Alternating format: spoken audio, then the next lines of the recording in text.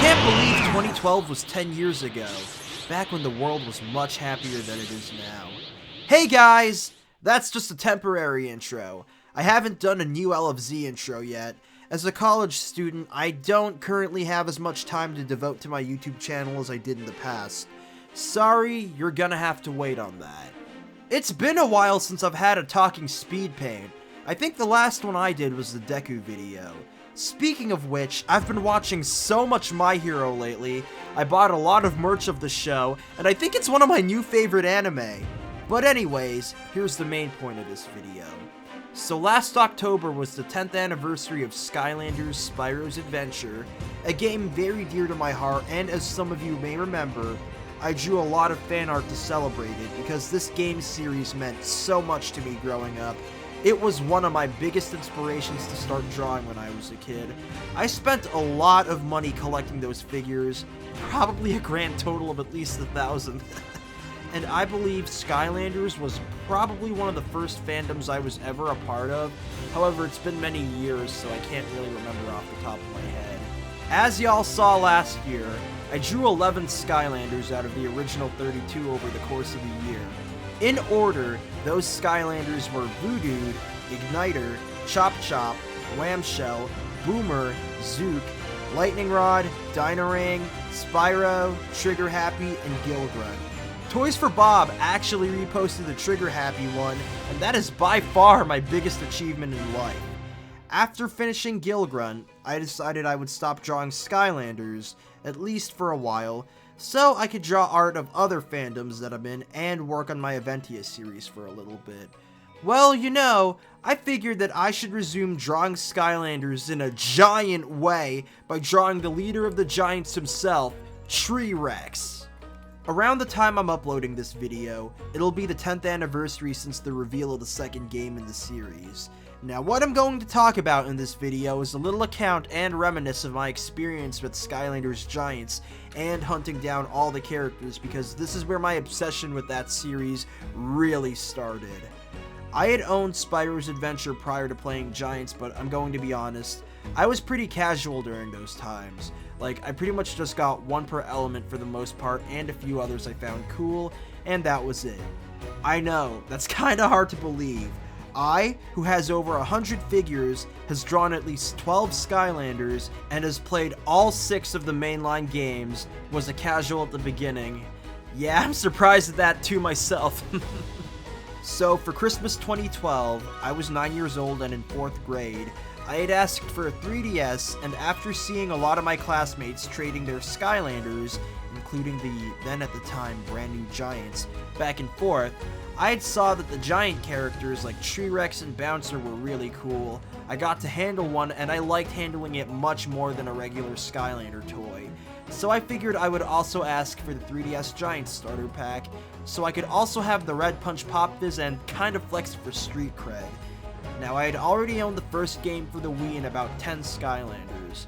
Just wanted enough to access all the elemental gates, and one or two I found cool back then, so I had some experience with the series prior. On Christmas morning, I had opened up my red 3DS that came with Mario 3D Land, and of course, the Giants starter pack. I played through Giants 3DS obsessively. It was a different experience than Spyro's Adventure on the Wii. For one, on the 3DS, I could jump. You couldn't jump on the first 2 console games, and it was a whole different game than what I was used to, for it was a 3D platformer instead of the dungeon crawler beat 'em up that I played on the Wii. I beat the game in 3 days, but I kept on buying the Giant figures because I absolutely loved them so much. Later on, I bought the Wii version of the game separately and reused my Spyro's Adventure portal. I ended up loving the Giants console game more than SSA. Now, collecting all the figures during the time of Giants was a journey in itself. It was crazy how much I went through, and how much money was spent, trying to collect all the new Skylanders, the Giants, and some of the Series 2s of characters that I didn't have for the first game. Honestly though, I think a more detailed story of hunting the Skylanders down would be better saved for a later video, perhaps closer to the Giants' release anniversary. I should just talk about the art that you're currently watching me draw instead. Now, onto this Treerex art. As with my previous Skylanders art, It was important to me that I try and capture the spirit of that character, even if I had to do a lot of stylistic changes, because my style, which is mostly anime influenced, is quite different from the Skylanders cartoonish style, so I had to be creative here. I did want to put my own spin on these Skylanders, but it's also important to me that I make it faithful to the original. Since Treerex is a giant, I decided to make him look bigger. I would not draw his entire body. I would instead have it zoomed in on him so he appears gigantic. After all, it's in the name. You gotta make giants, well, giant. As for the pose, I decided to reference both his promotional art and his figure, which I had right next to me as I always do for drawing. That applies to every character I've ever drawn fan art of, actually. If I have a figure of the character, you sure as hell can bet that I'm going to use the figure as reference and keep it next to me the entire time that I draw. Now, changing the design a bit for Treerex when I drew him, I did figure that I should add some branches with leaves on them to his body, like on his horns and his shoulder, just to make him a little more tree-like.